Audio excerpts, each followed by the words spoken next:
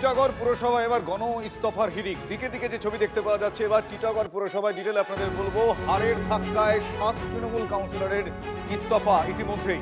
পদত্যাগ করলেন টিটাগড় পুরসভার ভাইস চেয়ারম্যানও। দুর্নীতি করার ভয়ে তারা ইস্তফা দিচ্ছেন, এমনটা অর্জুন সিং দাবি করেছেন। দিনের পর দিন তারা দুর্নীতি করেছেন, সে কারণে ভয় পেয়ে তাদের এই ইস্তফা, এমনটা দাবি করেছেন অর্জুন সিং।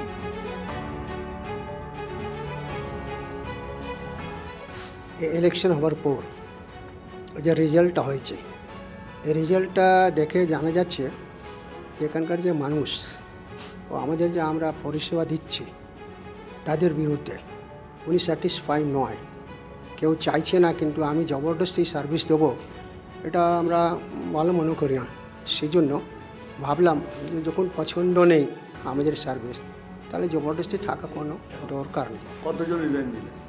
আজকে তো আমরা 6 জন দিলাম, শুনছি আরও লোক আছে।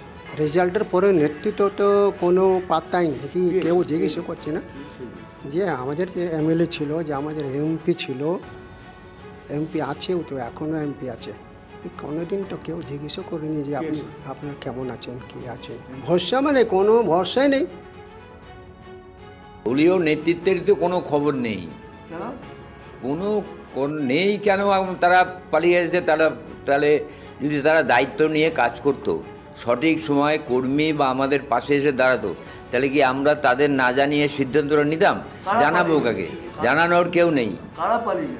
পালিয়ে গেছে আমাদের জেলা সভাপতি পার্থভৌমিক এমপি, উনি নেই। কোথায় গেছে আমি কি করে বলবো?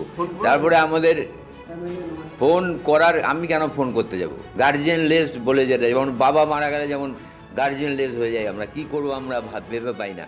ঠিক এখন ঠিক সেই অবস্থা আমাদের এসছে যে আমাদের মাথার উপর কেউ নেই, আমি কি করব? उन लोगों ने 4 तारीख के बाद कोई खोज खबर नहीं ली। जैसे हमारे आगे के एमएलए सर थे और सांसद हमारे पार्थो भौमिक जी, कोई खबर नहीं, कोई फ़ोन नहीं, कोई भी नहीं किया फ़ोन। भरोसा है अभी? नहीं, अब उन लोग पे भरोसा नहीं है। दल करेंगे ना छोड़ेंगे? अभी मैं इस विषय में नहीं बता सकती हूँ दल क्या करेंगे।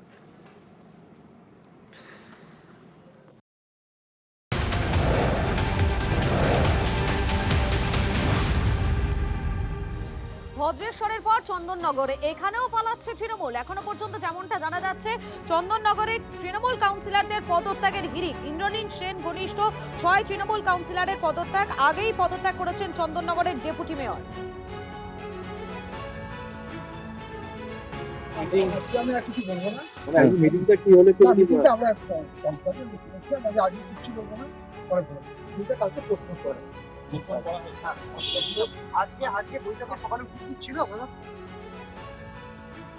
যারা তৃণমূলে যারা ভেতরে থেকেছে, প্রত্যেকের মধ্যে কোথাও না কোথাও তাদের ভাবনা আসছে যে এই দলটা আর করা যায় না। তারা হয়তো তাদের আত্মার টানে, তাদের মধ্যে যে জাগরণ এসছে, তার জন্য হয়তো তারা সেইভাবে ভাবনা চিন্তা করছে।